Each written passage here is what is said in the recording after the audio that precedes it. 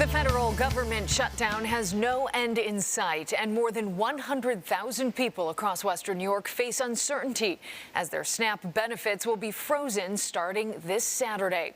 We are joined now by Chautauqua County Executive PJ Wendel, who is asking for community support to help food pantries, soup kitchens, and charitable partners there in Chautauqua County. Thank you, County Executive, for joining us.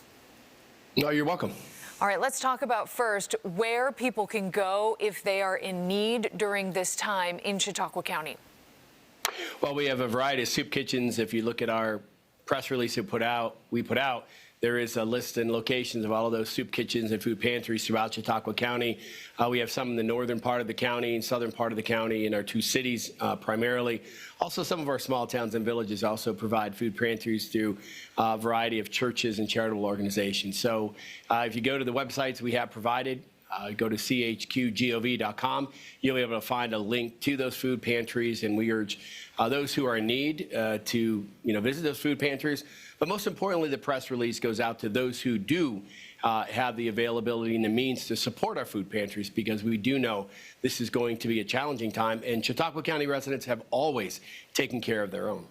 Yeah, so let's kind of piggyback off that. What can people really do to help? I know that a lot of food pantries, if they get dollars in the door, they can stretch those pretty well. So I'm assuming you're asking for, monetary donations. And where exactly should those monetary donations go? And then can they drop food off, and where?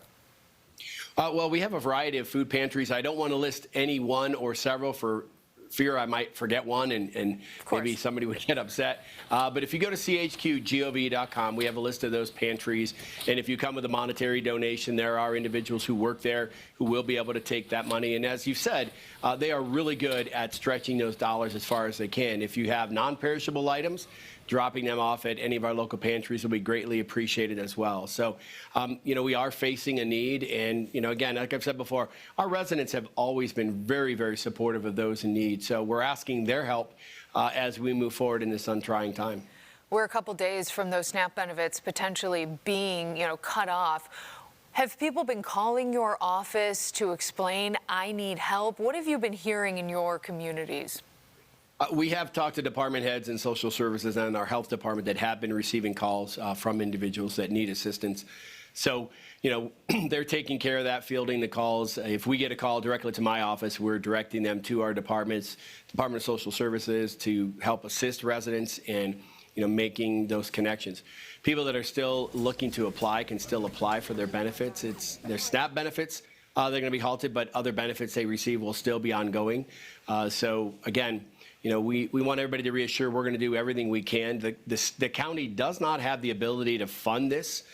This is a federal program passed through the state, then passed through to us.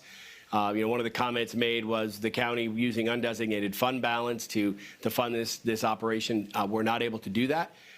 We've looked into that. So, opportunities or what options we have, we'll definitely look into each of those. This afternoon, I'll be on a conference call with state leaders across the state through NYSAC. They've had a meeting with the governor, and we'll be able to get some more information as to what possibilities there are on the horizon. But realistically, we need people to come to the table, and the residents of our county, New York State, and United States should not be the victims of the situation that they're dealing with in Washington. Yeah, the county does provide temporary assistance. That is not affected. If somebody is in need of something like that, public assistance programs, who do they contact? And can you explain exactly what that is for folks? Well, again, we have our temporary assistance that really is only up to about $50. That will continue. They can go on to chqgov.com and access our Department of Social Services. You'll find the links and pages where they can access those forms. Many of the people know the system, if you will, so they know the locations they can go to, whether it's the North County office building on Lucas Street or the South County office building in the city of Jamestown. They'll be able to go there, get connected with assistance. We ask people just to please bear with us. As the numbers of individuals might be lengthy, there might be a large line.